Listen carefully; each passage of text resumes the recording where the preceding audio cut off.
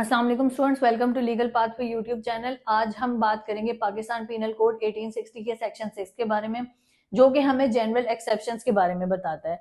अब general exceptions की बात करें तो इसमें यह है कि पीपीसी में लिखी हुई हर ऑफेंस की डेफिनेशन, हर पनिशमेंट वाली प्रोविजन और हर इलस्ट्रेशन के साथ ऑटोमेटिकली जनरल एक्सेप्शंस रीड होंगी। अब चाहे एक्सेप्शंस लिखी हुई हो या ना हो। अगर हम इसकी डेफिनेशन को देखें तो सेक्शन 6 क्या कहता है? Section 6 provides that throughout the Pakistan Penal Code, every definition of an offence, every penal provision, and every illustration shall be understood subject to the general exceptions contained in Chapter 4, even if those exceptions are not expressly mentioned.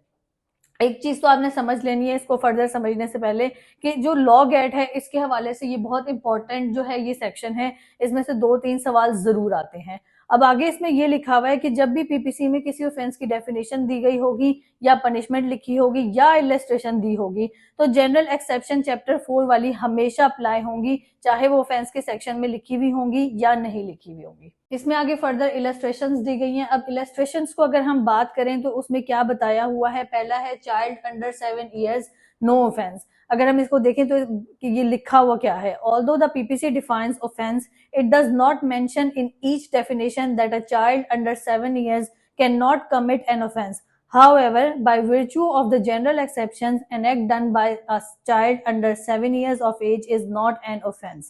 PPC में बहुत सारे crimes की definition दी हुई है, लेकिन हर जगह ये नहीं लिखा कि 7 साल से कम का बच्चा जो है, कम उम्र का जो बच्चा है वो जुर्म नहीं कर सकता। लेकिन जनरल एक्सेप्शंस ये कहता है कि 7 साल से कम उम्र का बच्चा क्रिमिनली लायबल नहीं होता। अगर इसकी हम एग्जाम्पल से लेकर बात करें तो इसमें यह है कि 6 इयर्स का जो बच्चा होगा वो किसी का मोबाइल तोड़ देगा तो पीपीसी के मुताबिक उस पर ऑफेंस नहीं लगेगा। इलस्ट्रेशन बी की अगर हम बात करें तो इलस्ट्रेशन बी क्या है? Act done under legal duty. मतलब कि अ police officer who apprehend a murderer without a warrant is not guilty of wrongful confinement because he is legally bound to perform that act and it falls under the general exceptions.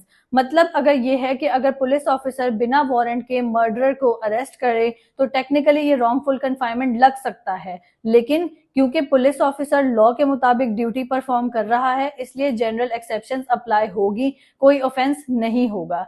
ये हो गया law gate का। और मैं आपको बता दूं कि चाइल्ड अंडर 7 इयर्स ये वाला भी क्वेश्चन हमेशा लॉ गेट में आता है और पुलिस एक्टिंग अंडर ड्यूटी ये वाला क्वेश्चन भी लॉ गेट में आता है। आपने ये दोनों कॉन्सेप्ट को अच्छे तरीके से समझ लोगे तो आपके 2 नंबर पक्के हो जाते हैं। यहाँ पर हमारा जो है ये सेक्शन 6 खत्म हो रहा है। अगर हम इसके आगे मैं लॉ गेट वाले स्टूडेंट्स के लिए एक लाइन बता दूं कि आप लोगों ने क्या याद रखनी है, तो वो आपने याद रखनी है every offence under PPC is subject to general exceptions whether mentioned or not. यहाँ पर जो है पीपीसी के तहत हर जुर्म जनरल एक्सेप्शंस के तहत देखा जा सकता है, चाहे वो एक्सेप्शंस उस सेक्शन में लिखी हो या ना हो। सेक्शन 6 खत्म हो गया। नेक्स्ट हम सेक्शन 7 को डिस्कस करेंगे।